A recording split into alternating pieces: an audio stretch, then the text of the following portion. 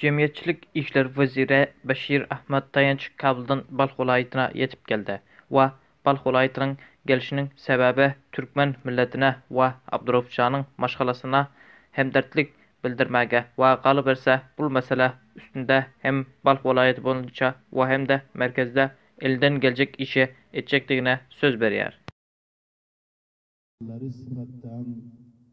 Vazir kabini sıfatida çi safarim juryanida Balxda qo'limdan kelgan taloshimni qilaman. Çi Kabul qaytib boryapimda inshaalloh ungacha bir yoqtiliklar ham bo'lib qoladi.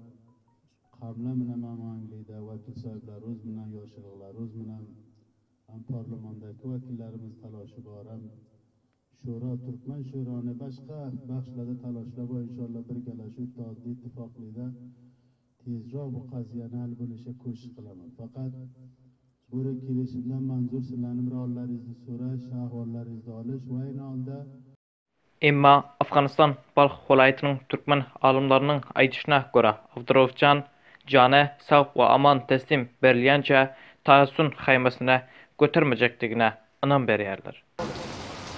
ما مردم تا که عبدالرؤوف به ما صحت سالم که بردن صحت سالم به ما آورده نشود ما در این خیمه نشستن اتفاق نمی کنیم.